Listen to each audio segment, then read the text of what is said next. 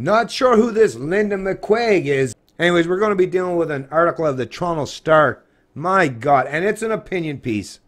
But hello, like these people, I mean, like I say, as the Star, as a publication, I get it. You know, you're allowing these people to put forth their opinions, their narratives. But my goodness, right? If you're going to allow something like this, at the very least, please allow someone to offer a contrasting or contrary narrative, because this is so entrenched in socialist tendencies that literally just don't even, like I say, these people don't even understand economics at all. And it's so blatantly obvious. All you got to do is read this article, which I've done, to come to that realization.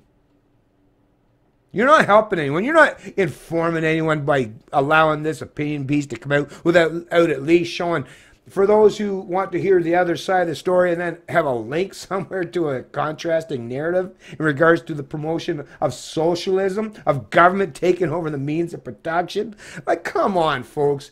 This kind of stuff, I mean, it's not even subjective anymore. It's been proven. I mean, the 20th century, and forget about even the 20th century, even now in the 21st century, just look to Venezuela to see how well socialism works. All right? It doesn't. Never has, and it's never going to. And every attempt or any endeavor to try to make that a reality has proven time and time again that it causes way more pain, hardships, and destruction than is ever done to help people. The proof is out there. It's all around you, folks. Anyways, headline out of the Star: Trudeau should consider buying GM and making electric cars. By Linda McQuaig, columnist. Wednesday, January 16th, 2019. Long after the last factory has left Ontario, one can imagine Doug Ford still sporting a full-on Cheshire grin as he puts up billboards proclaiming the province open for business. Certainly the Premier didn't seem even slightly embarrassed that he'd posted his billboards along the American border just before America's biggest automaker announced plans last November to permanently shut down business at its flagship Ontario plant. For the rest of us, however, the closure of General Motors' Oshawa plant should serve as a game changer. Despite Canadian taxpayers bailing out GM with billions of dollars in 2009, the shrinkage of its Oshawa workforce has continued relentlessly, from a high of 23,000 in the 1980s down to 3,000 now and soon to zero. The Star's business columnist David Olive made a persuasive case that Ottawa should step in and buy GM Canada at a fair negotiated price and use its facilities, including assembly plants, engineering labs, and cold weather testing center, to create the first Canadian-owned automaker. As Olive observed, we know a lot about building cars in Ontario. We were making motorized vehicles here for about half a century before Honda began its transition from making bicycles to cars. So, I mean, think about this David Olive. And this guy's supposed to be a business columnist? So GM, like the company, think about it, the people that actually run the business, that have to function off the profit motive and make sure it's viable, which even then it wasn't working out, right, for the longest time. So they had to be bailed out by big government. So obviously the business model wasn't working properly. And yet, like I say, so the government bailed them out and they doubled down on, even, I guess they tried to tweak their business model and they probably tried to attempt to do things a little bit differently. But at the end of the day, it still turned out that, you know, we're going to have to still shut down plants to maintain our business and keep it viable.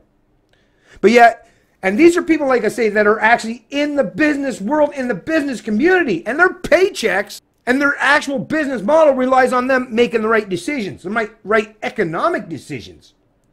Whereas this Star business columnist, a columnist, someone that's not, you know, the owner or CEO of a big major corporation, or this media personality, Linda, are basically suggesting that, you know, the taxpayers, I mean, they've already admitted that it was a complete waste and squandering of taxpayers' money to bail out GM already, initially, which I completely agree with, because GM would have restructured and done things much better. They would have done a much better job of creating a more viable business model if the incentive structure was there to do so. But, you know, when you're bailed out, where's the incentive structure? It's been destroyed once you've been bailed out.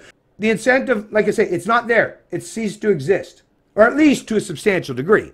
But yet, like I say, these people that have never run major multi-billion-dollar corporations pretend that, well, if we were in charge, or if the people who were in charge did what we said, well, we'd be able to create a much better model. But once again, they're just saying things. They got nothing that they can base their assumption on. They got no proof. They can't say, oh, look, I did this before. So see, I know what I'm talking about. Can't point to any of that stuff.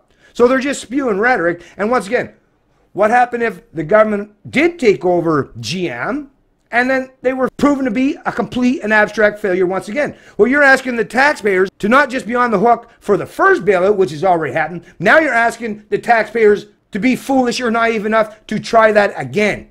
Except this time under the stewardship or leadership of central planners. Like I say, if this business columnist was really good at business, he wouldn't be a columnist, he'd be running a business. I mean, this is this kind of stuff, like I say, folks, and I get it. This is the other thing, because they do it, you know, in a major publication. Some people might lend some gravity and weight to the rhetoric coming out of the mouth of these people. This is literally to suggest that central planners or governments or columnists or media personalities somehow know how to do things much better than people that are actually in the business world, in the business community. I mean, that's a level of narcissism that reaches the point of egomania, right? Like, come on, folks. These people don't know what the hell they're talking about. It's just more wishful thinking. Hey, let's just take over this industry and hope that we can make it viable. Once again, who's on the hook to pay for all these experiments, these socialist or social experiments in regards to government taking over particular segments of the economy? Who's on the hook to pay for all that? You know who it is. It's all of us, the average tax serf slaves or wage earners in this country. These elitists, these dipshits, they're not going to pay for any of it. But they're more than willing to put you on the hook for their socialist utopian endeavors. Just say no, folks. It's Canadian Libertarian, and I love liberty.